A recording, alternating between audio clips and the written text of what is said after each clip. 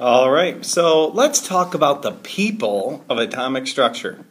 So you've gone through in your packets and you've read about these different people, and you read all kinds of information, all kinds of interesting information about them. You know, Nobel prizes that they've won.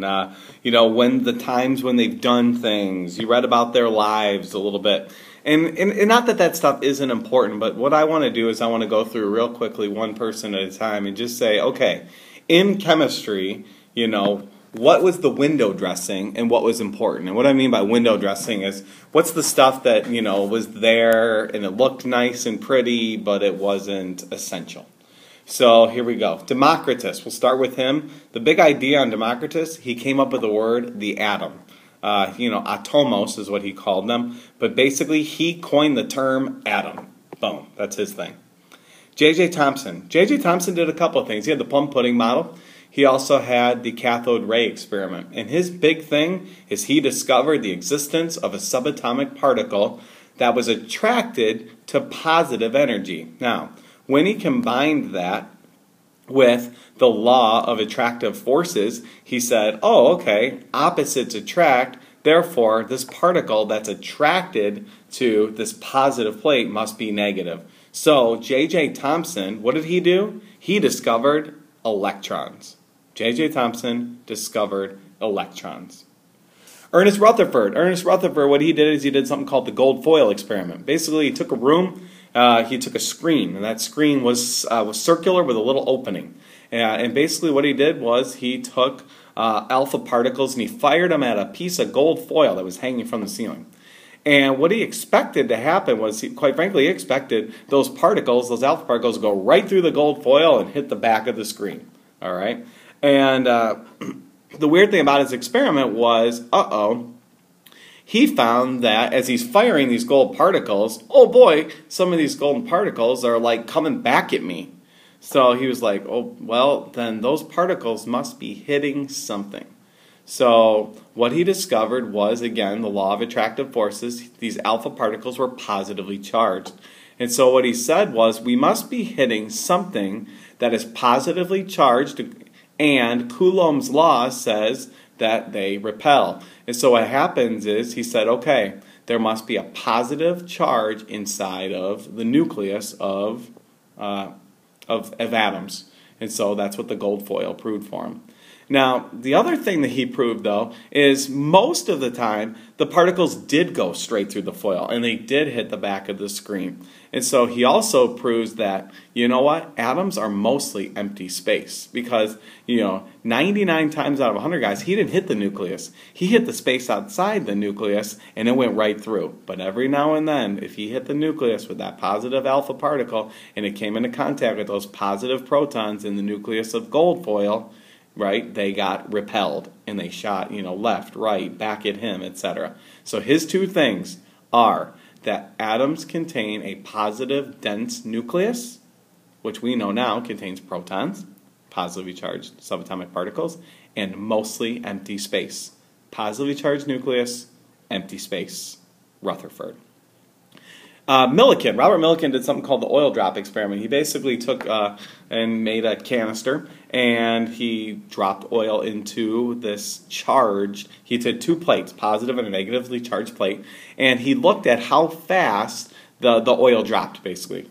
And what he did was he said, okay, we could take the distance over the time, we can look at how it relates to these charged plates, positive and negative, and so he did two things. His big thing is this, the mass of an electron. Milliken discovered the mass of an electron. Niels Bohr.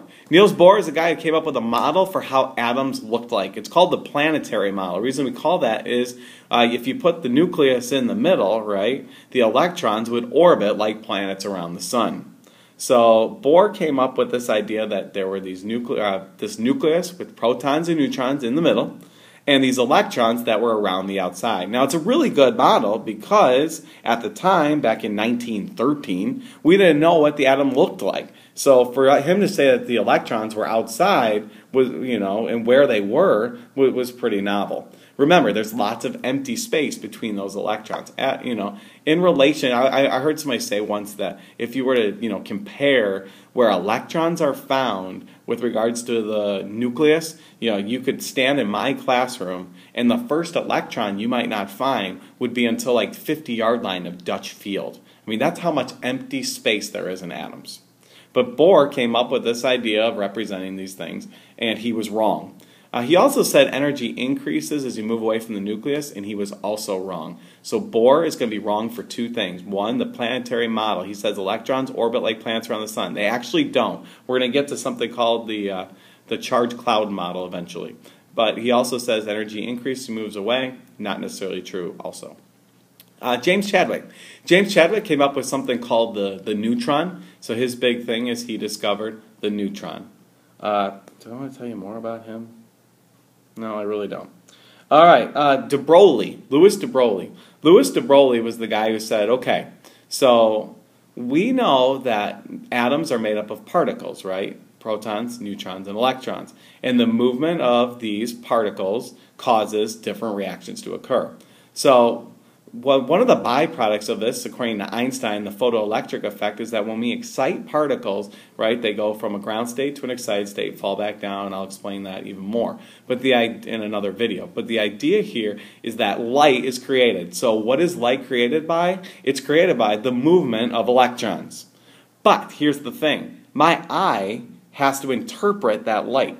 So what happens is, from the object, right, such as the lights in this room right now, that light, those electrons have got to get to my eye somehow. And so they travel in waves, electromagnetic radiation waves. We can't see them, but they're there.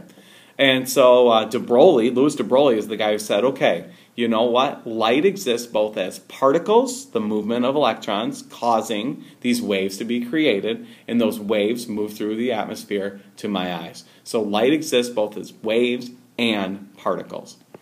Another thing is the atomic theory. So, the charged cloud model, if you will. The charged cloud model is is today's model of what the atom actually looks like. It talks about, electrons are actually jumping around levels, falling back down, etc., etc.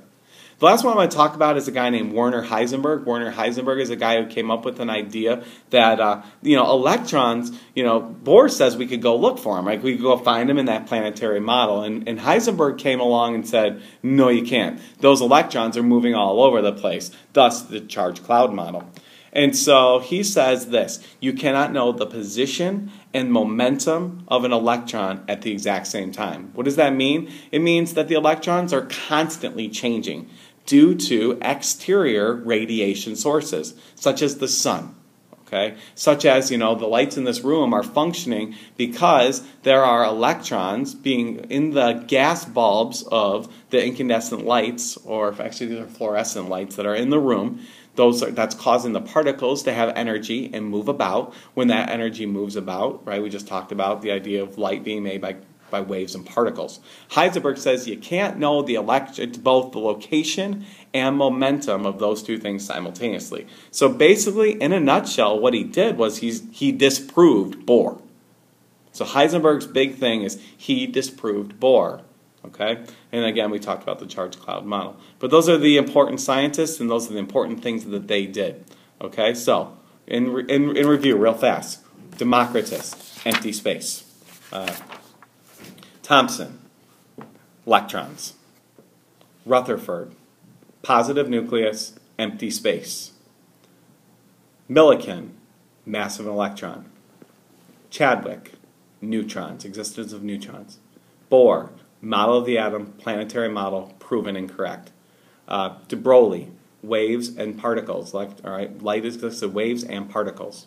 Heisenberg, disproved the Bohr model, can't know the position and location of electrons simultaneously, and momentum. And charged cloud model, current model of how electrons and protons and neutrons are actually exist in atoms.